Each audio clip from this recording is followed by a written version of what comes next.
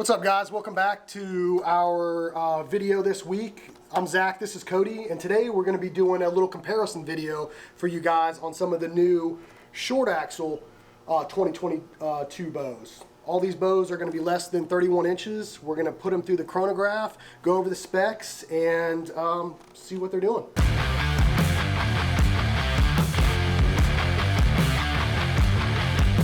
All right, guys, like we said, we got the new 2022 short axle bows. When we mean short axle bows, we're talking 31 inches and less axle to axle. We've got the new Hoyt RX-7. We've got the Venom Pro 30. Yep. We've got the V3X 29, the Bowtech CP28, and the Inline 1. So before we even get into it, Cody, who is looking at these shorter axle bows? Who are they meant for? The market for these bows is mainly or predominantly trapped for that tree stand hunter or anyone that has a shorter draw length. You're going to get more efficient speeds out of these bows than you would a longer ATA. And your longer axle-to-axle bows, those are more meant for out west, I feel like, chasing bulls and those longer shots. The longer shots and longer draw lengths, I feel like. That's what those bows are built around. Average draw lengths coming in around 29 inches, what we see, and I think it's actually getting longer. I think we're starting to see them longer, 29 and a half. I mean, we sell a ton of longer draw length bows here. Right. More longer axle to axles than shorter axle to axles. But I'll give you a personal experience this year. I have a 34-inch ATA bow in a tree stand, and it is not fun. I got caught up in a lot of moments where I had to be very, particular in my movements to not hit anything, any kind of metal on metal or aluminum on aluminum riser. So if you're in that predicament like I was this year, look into a shorter bow. And now they're more manageable. Companies are figuring out the longer riser is actually making these bows more stable. So if you look at, we'll start with the RX-7 from Hoyt. This bow, carbon bow, Hoyt, they freaking killed it this year. They vast improvement on the carbon. The vibration is way down. The noise is way down. It draws smoother. The HBX cam, probably one of the smoother cams I feel like out of these bows built. It's got a new refreshed design look on the riser.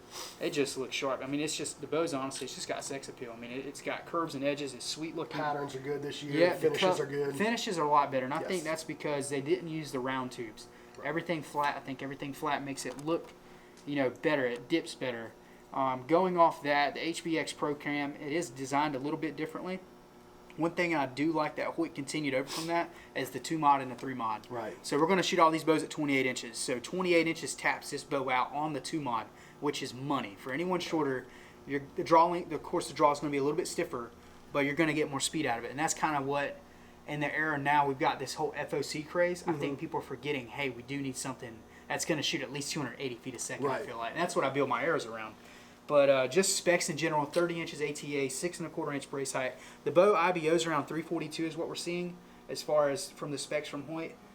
Funny side note, this brace height is 1/4 inch longer than on the aluminum bow. And I think that has to do with how parallel the limbs are on the carbon bow versus the aluminum bow. So scratching off the carbon, we're going to go to the aluminum. This one's lighter on the wallet. It's coming in around $1,200 or so. It's got the same cam system. Virtually the same bow. The riser's the only difference with it, from what I'm seeing. The brace height is 6 inches on this bow instead of 6 1/4 like I just mentioned.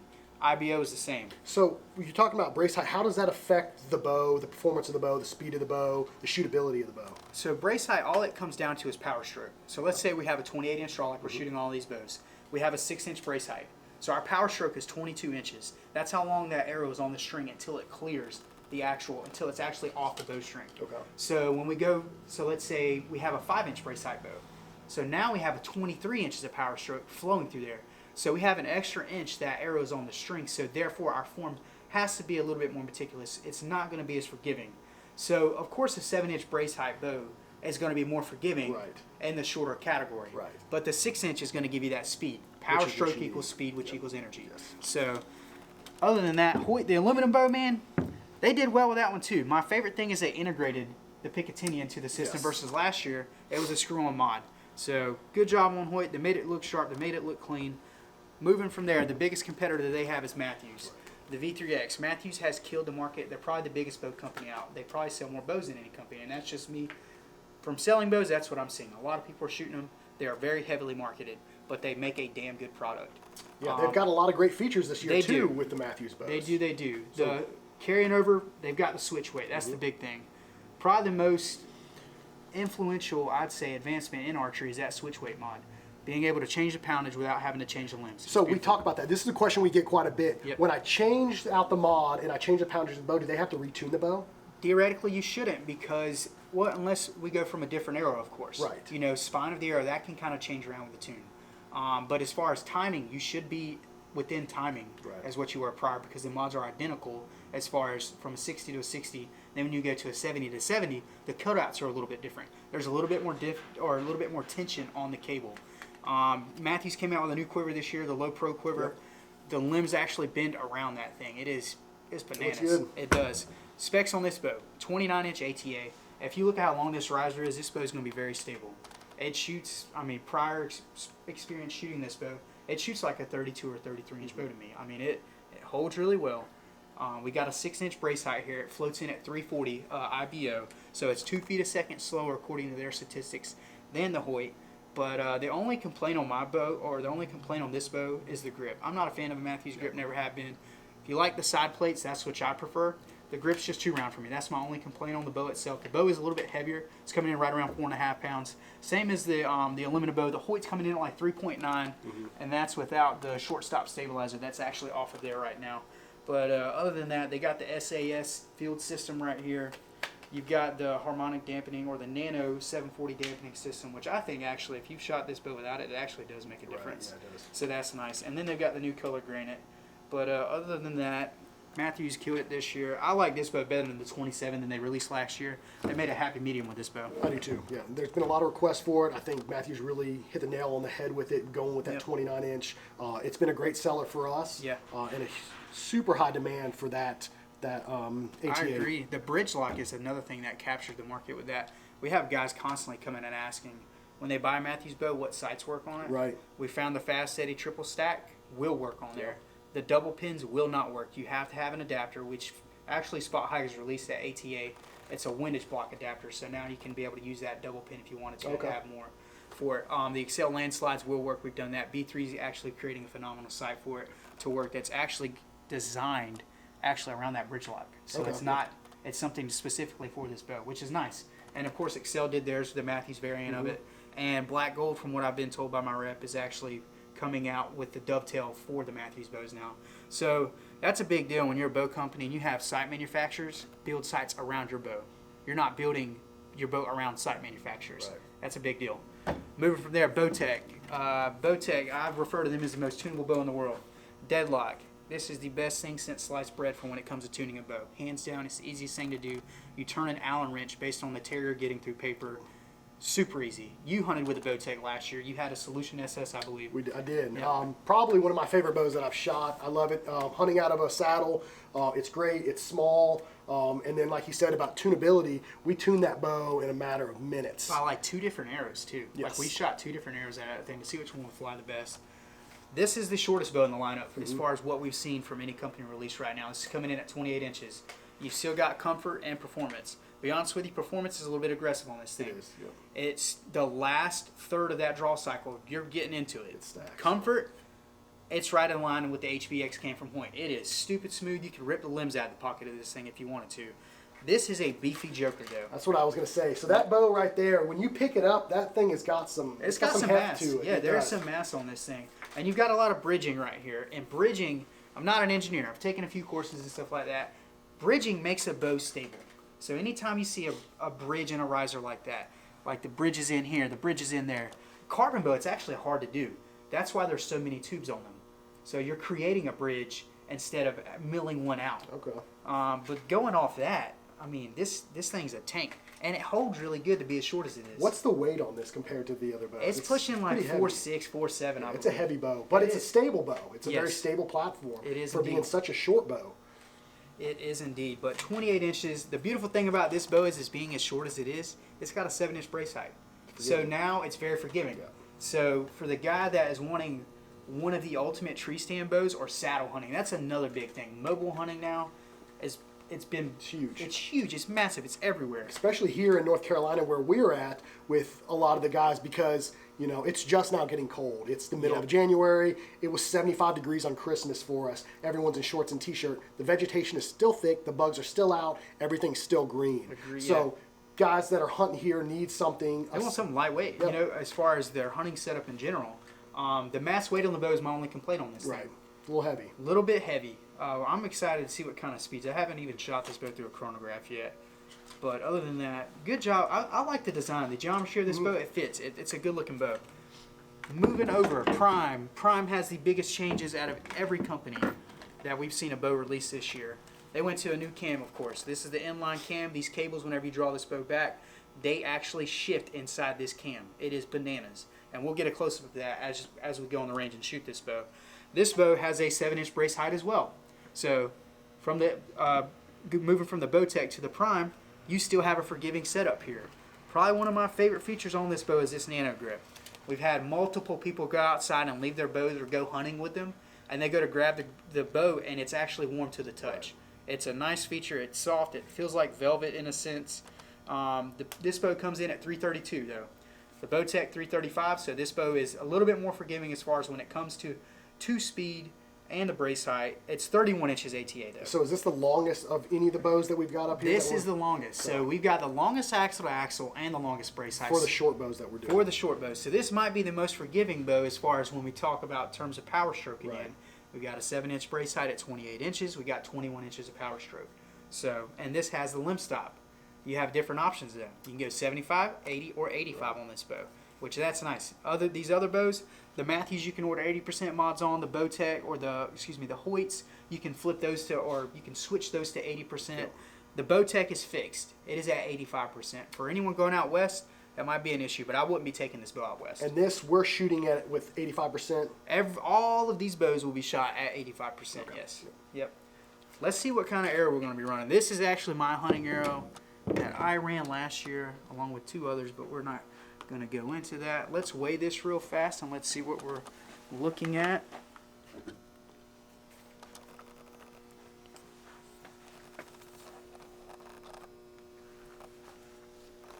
.461. I believe that's a good whitetail arrow as far as all-purpose, encompassing everything that we want to get done with. So we're going to shoot these bows 28 inches. They're all maxed out. They're 70-pound bows. We're going to pull them when we get on the range. We've got our hand scale over there. We're going to see what they're reading. We're going to chronograph them. 28 inches. Let's see what they do. Let's go to the range. All right, we're on the range. If you're ever in the area, come by, check us out, do a little bit of shooting with us. We host a lot of indoor events here, and we also have a monthly subscription. So if you check the link below, you would see all the events we've got going on, and you have the ability to sign up for our monthly subscription. But we're going to get to it. We're going to draw this bow back. We're going to check all the bows, see what they're actually pulling, so that we have an idea of where they're at. But this is the RX-7.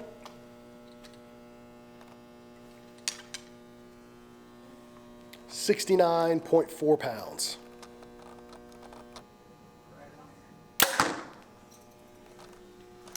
$281. So we've got the Venom Pro 30-inch. We're going to check the draw weight on this. Remember, all these bows are at 28 inches, 85% let off. We're shooting all 70-pound bows. Let's see what this one draws.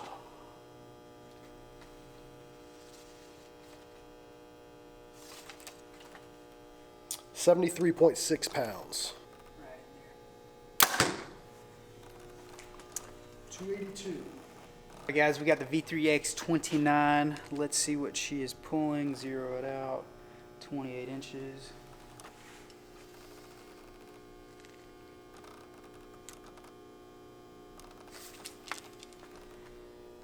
$71.5. $279, right in line with the Hoyts. We got the Bowtech CP28. This thing is on performance, so let's see what it's drawing.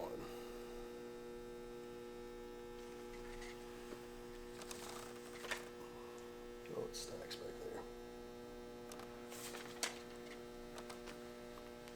72.5 pounds.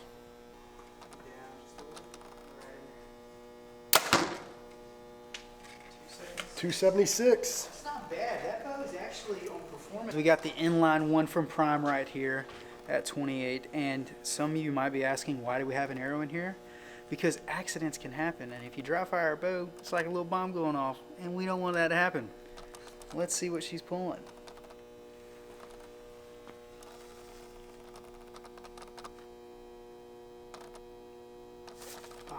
That's crazy to let off on this thing. Oh, she's real spicy. 74.2. Oh, it's the slowest though. That's interesting. 268. All right, guys, so we're back from shooting the bows. We shot all of them at 28 inches with a 61.3 grain arrow. 61 grain arrow, all 85% let off. Yep. Started with the RX-7. It came in pulling at 69.4 pounds. It shot 281 feet per second. Then we moved over to the Venom Pro 30. It pulled at 73.5 pounds. Hot. Came in real hot, Yeah. shooting at 282 feet per second. The V3X 29 pulled 71.5 pounds, and it shot 279 feet per second.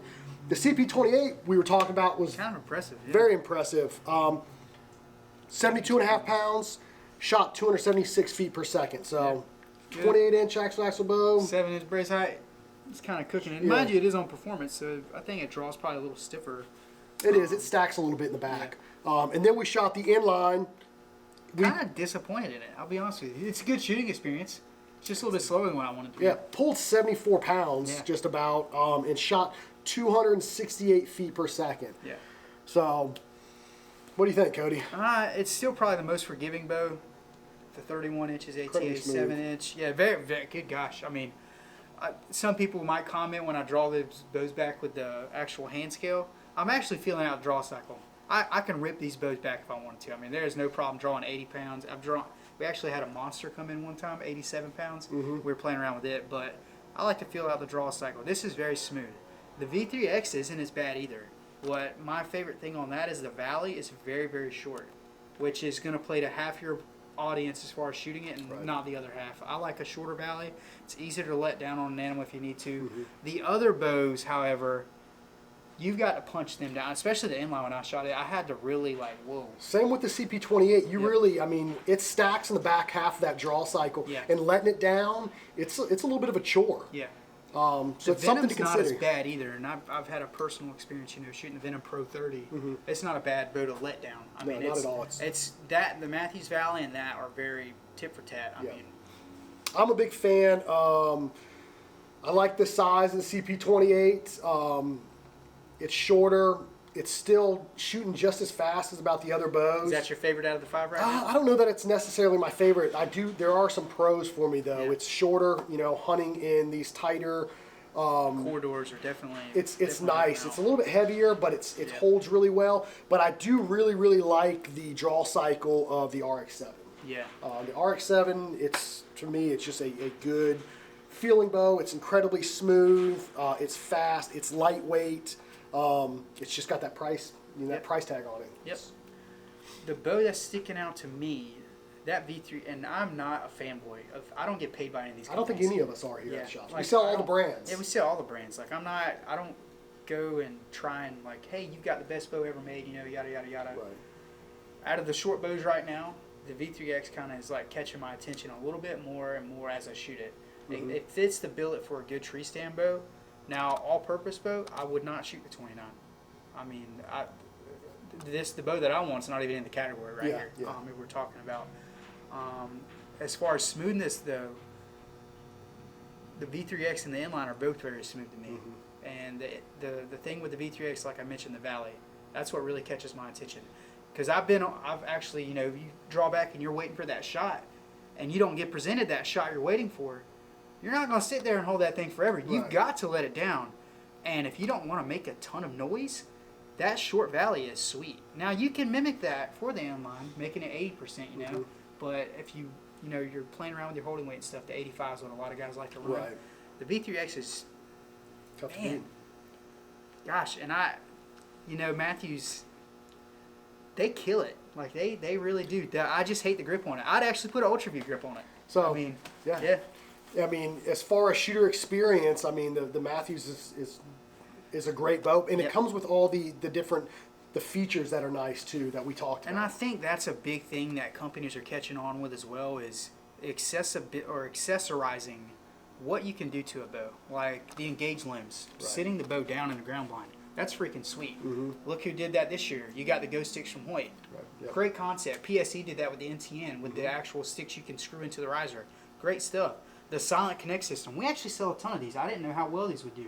They freaking move, man. Yep. I mean, along with the, what is it, the SAS system? The SAS, the stay of field system. Great concept for people that know the way around a bow. Yeah, absolutely. Rookies, don't do that. Yeah. You're going to have a bad time. You're not going to enjoy that. You'll be in here with us. Yep. As far as anyone that likes to tinker and mess around with arrows, that CP28 is... That is at-home money stuff right there. If you don't have access to a bow press, that caters to that market that wants to do their own kind of tuning, you know, and just play around and tinker with things. Yeah. The inline, if you want, honestly, I love the grip on it. It's probably one of my favorites. I do too. I love the tackiness of the Hoyt. This right here is sweet. I've always been prone to fitting a Hoyt bow, but this right here has that target style feel, just like the CP28. Yep. I don't like how cold that is, though. This hunting, that's going to be sweet. It is. You know? So they've all kind of got their pros and cons, and I mean, all the bows this year are just phenomenal, and I think there's a bow for everybody out there. So and that's one of the great things about our shop is we do offer, PSE, Prime, Mathews, Hoyt, and Bowtech. So when you come in the shop, you can shoot them all. We stock them all. Yes, short bows, long bows. And left-handed bows, too. We just got a ton of Mathews in it that are left-handed. So, and I'm still waiting, like another bow, when it gets here, PSE released the XF, and it's a 29 and 5/8 inch bow, so it's kind of fitting that billet of what I want in a smaller bow. And they've got that new E2 cam. That thing is blistering. PSE are putting out good numbers with it. So it's going to be interesting to compare that to these 5. You can't go wrong with any of these bows. I mean, it's whatever flavor of Kool-Aid you like.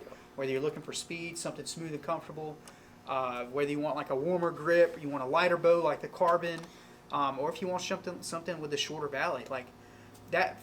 For whatever reason, that perk really sticks out to me. Having a shorter valley, it makes sense, and being able to let down if I need to, especially being I shoot a hinge, or if you shoot a button. Now, if you got a wrist rocket, you can probably hold on to that thing and just simmer it down. But I love a hinge, so I mean that's my way. But the shorter valley is really catching my attention. Come shoot them all, man. You just gotta come shoot them all. So I think that wraps it up. We appreciate you guys watching the video. If you haven't, make sure you like and subscribe to our channel to stay up to date with all the new videos that we've got coming. We're releasing a video a week. We missed last week. Our video guy, Joey, he was out of the office exploring the woods a little bit. He's the mountain man.